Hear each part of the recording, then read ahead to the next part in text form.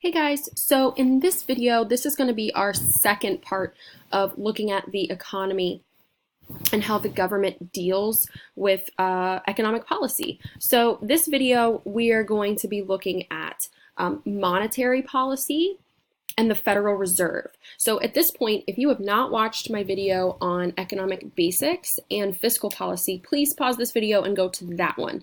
And then because we're going to be talking about some fiscal policy things at the very beginning. So then come back and watch this video.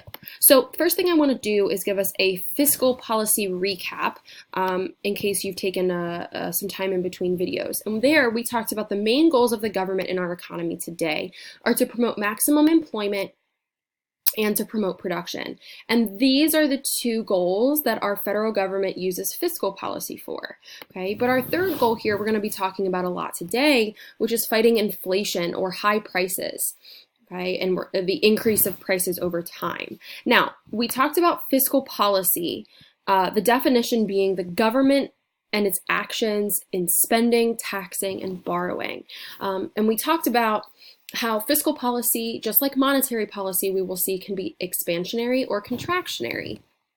Expansionary happening during times of economic downturn where we want to stimulate economic growth. And at that point, we would cut taxes in fiscal policy, right? Taxes are the amount of money that you have to pay the government. So if you're cutting taxes on individuals and businesses, they have to give the government less, meaning they have more in their pockets to spend. That's putting more money out into the economy, okay? On the other hand, if the economy is growing too rapidly, we would use contractionary policy or contractionary fiscal policy to raise taxes and cut that spending and borrowing, right? Our goal is to reduce the amount of money in the economy. Okay, so let's go ahead and talk about the other type of economic policy then, which is monetary policy. And this here, this broad definition is basically instead of taxing and borrowing and spending, we're looking at how the government regulates and controls the money supply or the amount of money in circulation. And that is done through printing or coining money.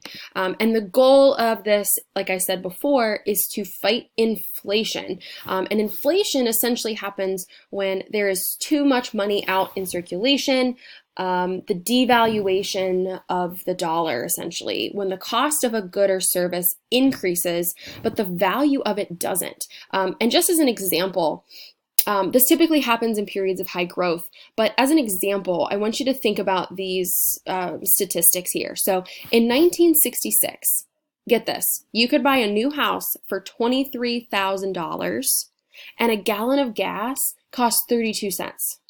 Okay, let that sink in. Now, today, right, you can build a new house, but that's going to cost you $313,000. A gallon of gas is hovering around the $2.50 mark. Okay, so that is example of the issue of inflation here, right? We have the increase in goods and services, but the value of our dollar has not changed. Okay, we will be talking about this as well, just like with fiscal policy and the economy. There is an ideological divide, and like I said, I'll bring this up later, but just think about it this way, right? Conservatives and liberals are going to have different ideas as to how to use monetary policy to affect the economy. Right? Now, the arm of the government that is going to regulate monetary policy is the Federal Reserve. And this was created in 1913 with the Federal Reserve Act. What this did was created 12 Federal Reserve banks known as the Fed. And I want you guys to think about it like this is the banker's bank, right? The bank has to get its money from somewhere.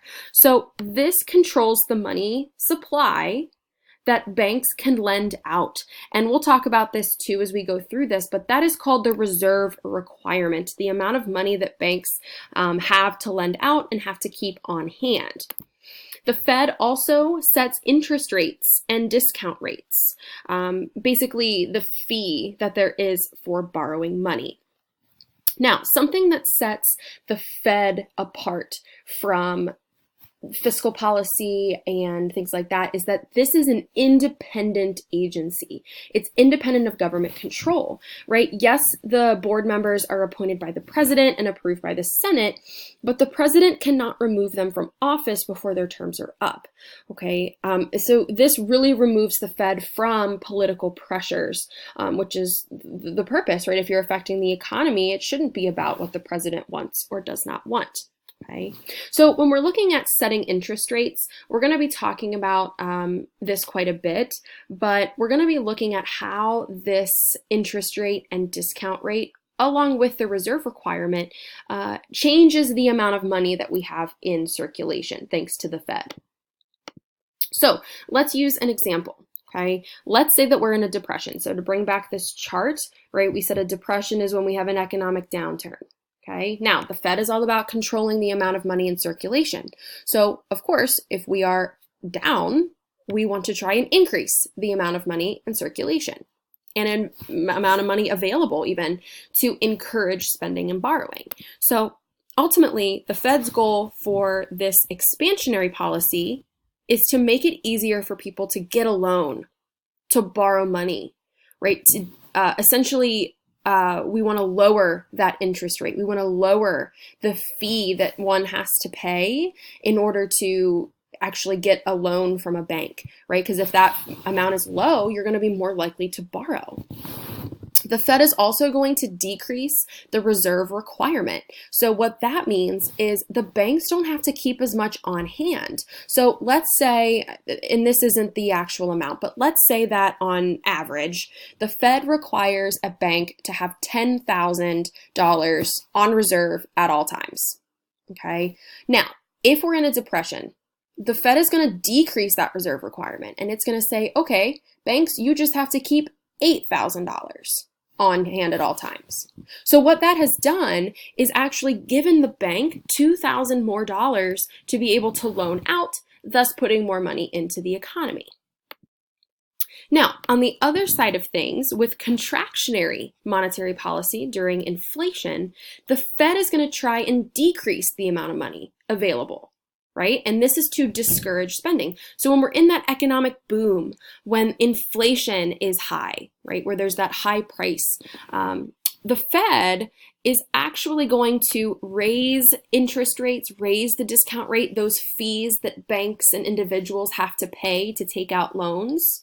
And that's going to make it harder for people to get a loan or to borrow money.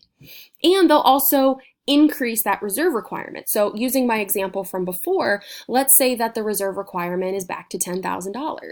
Well, now to contract, right, the Fed is going to say, banks, you need to keep $12,000 on hand at all times.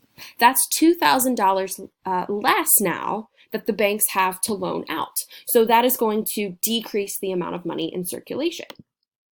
So to recap, okay, that reserve requirement is that amount of money that banks are required to keep with the Federal Reserve on hand at all times. Okay, that's to prevent all money from being taken out and causing financial panic. So let's say that we higher the reserve requirement. That leads to less money in circulation. The lower the reserve requirement, the more money there is in circulation. Okay. We'll do the same thing here with adjusting the discount and interest rate, right? This amount that the Fed would charge banks to borrow money, and then the banks charge consumers, right? Money is not free. Don't let anyone tell you that money is free, okay? You're always going to have to pay it back. But if we increase or raise interest rates, the less borrowing happens, right? You're going to be more likely to take out a loan if you only have to pay back 1% versus 5%, right? That changes the amount of money that you have to pay back. On the other hand, the lower the interest rate, the more borrowing happens, right? If that goes down and you have to pay back less, you're going to be more likely to take out a loan. So what is the answer, right? We've spent some time talking about fiscal versus monetary policy. The answer is Who you ask, right? This is where ideology comes into play. So conservatives generally favor monetary policy to stabilize the economy. Conservatives consider fiscal actions like that taxing, spending, and borrowing of the government as wasteful social programs, budget deficits, high interest rates, basically as a waste of government resources. Liberals, on the other hand, consider monetary policy too slow and weak to address the sudden and drastic declines that our economy often faces. Specifically, liberals point out that lower interest rates generated by monetary policy will fail to stimulate that economy. Borrowers will be reluctant to add to their debt during those hard economic times. So as a result, liberals tend to favor more public spending on infrastructure, education, unemployment benefits, those demand-boosting projects. We also have to consider the political side of fiscal versus monetary policy, right? No one wants to be the president or congressman that raises taxes, right? So what we see too is a political side on both ideologies, even favoring monetary policy. So while both are used, right, we are seeing a lot of leaning toward monetary policy for that political purpose, right? So since we have just finished and concluding talking about the economy, I want us to answer some summary questions that we will talk about in class, just to get your mind wrapped around these objectives. So please answer on your notes for me. What is the difference between fiscal and monetary policy? What expansionary and contractionary policies are used? And explain how political ideologies vary on the government's role in regulating the marketplace. So like I said, we are going to use these questions as checkpoints when we come back together as a class. Please take a look at these notes. If you have any questions on the economy, whether it's fiscal or monetary, please let me know. But otherwise, I will see you guys in class. Bye.